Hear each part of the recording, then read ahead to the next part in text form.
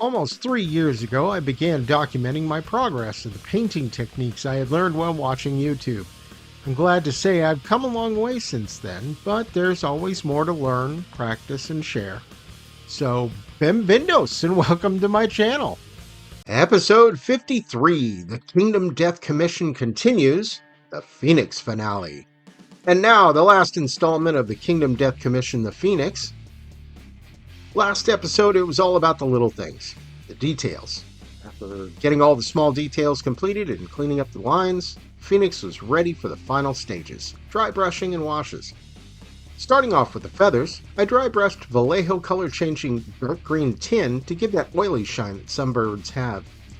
I was able to cover most of the feathers, even some hard to reach spots, but I was seeing too much shine and it was starting to cover the base painting. I backed off a little, knowing that the washes should bring the shine back down. I also used the same paint for the eyes on the Mini, giving it an even more creepy, bug-like appearance. One of my favorite movies when I was a kid was Krull. There was a scene in the swamp where the old wizard was killed and replaced by the enemy. The black eyes he had after the switch didn't scare me, they unnerved me. It stuck with me ever since. When I went to do the eyes for the human face inside the beak, I got the same vibe. After the dry brush face was completed, it was time to bring down the shine of the feathers with Pro-Acryl Payne's Gray Wash, which I had just picked some up. As predicted, the shine was reduced and the final effect was just what I was hoping for.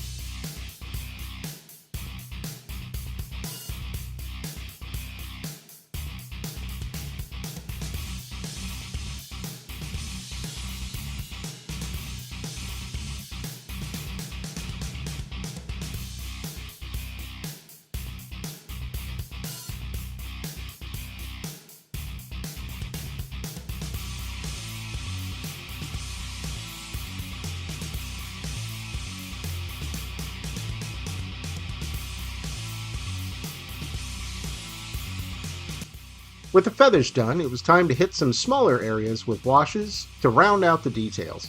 I began with Army Painter Magenta Tone for the fingers on the wings. Up until this point I had been unhappy with the outcome for the fingers as they looked too bright and not realistic. Once the magenta tone was on, all that changed. Like they came to life as I was adding the wash.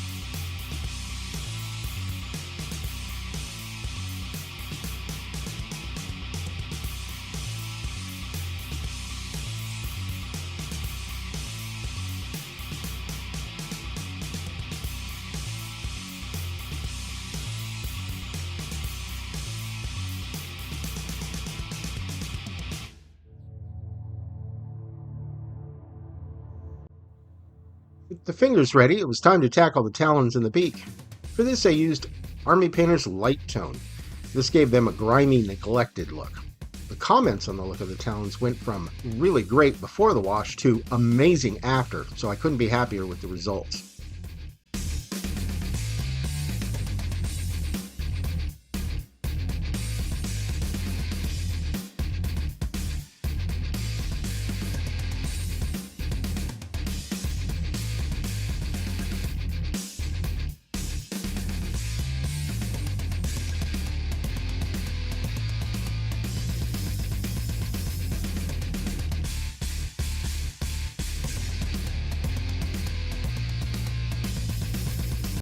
For the piles of bones on the base, I went with Army Painter's Sepia Tone. This gave them a weathered, older appearance, indicated that they had been there for a while. The tones and washes brought out the details and highlights, making the Mini really stand out.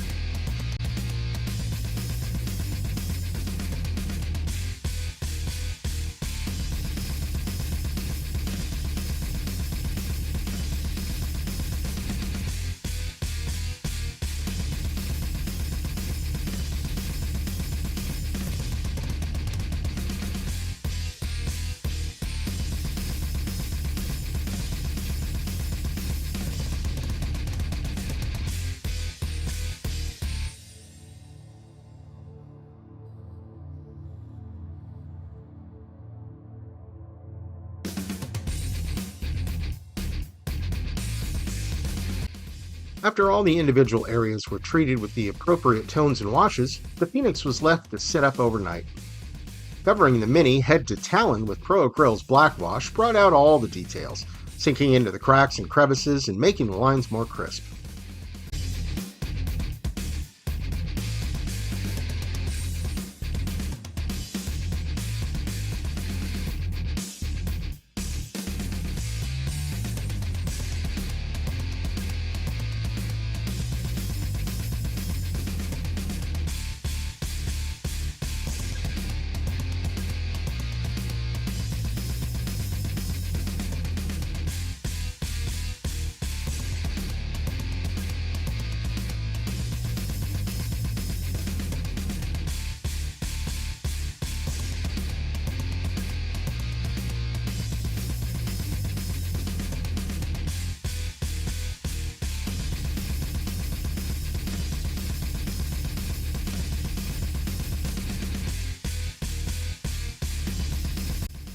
With all the paint in place, it was time for the final details on the base. I began by adding cattail tufts from All Game Terrain and lowland shrubs from Army Painter. I made sure that they were in place and seated properly before I added the Vallejo's still water effect. Before that, though, I needed to make sure the water effect doesn't bleed all over the place when I go to add it. I solved this with pinstriping tape I picked up from my friendly local game store, circling the base's edge to make sure the water stays where I wanted. I then went back around the base, making sure the mask was seated and secure.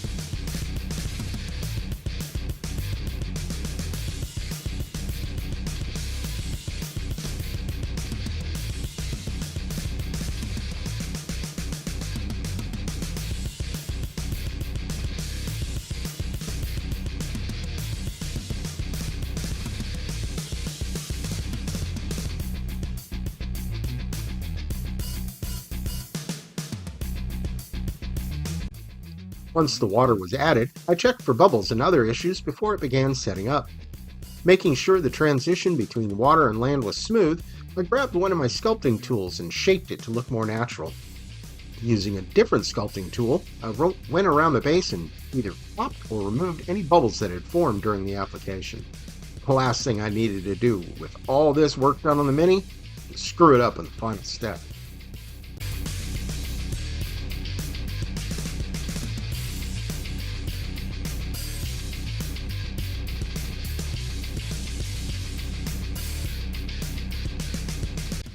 After the water was in place, I left it for 24 hours to fully set and cure.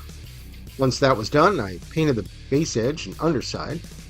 I know I usually use basic black for that, but with the swampy look, I wanted to use ProAquilt Dark Jade mixed with some coal black. This continued the look of the swamp-like feel of the base, and I was going for, and I'm glad I didn't stick with tradition.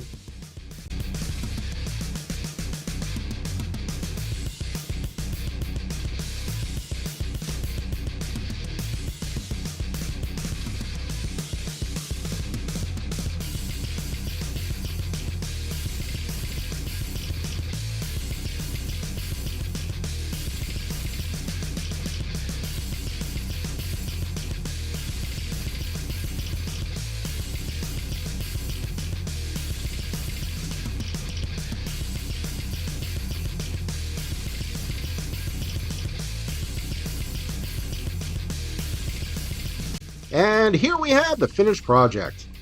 I want to thank my friend for giving me the opportunity to work on this. This was one of those dream projects. I got to explore and paint a very detailed Mini, more of a model really, and I would never have been able to do so since I don't own the game myself. When I handed the Mini over to my friend, he was extremely excited and loved the results. I've received quite a few compliments on this project, and I'm hoping it will continue to elevate me as a painter. I was really able to dive deep into this one. My friend didn't like to work so much on the Butcher and the Phoenix. He brought me 2 more minis from the game to do, but they're going to have to wait, as I have an even bigger project coming up next.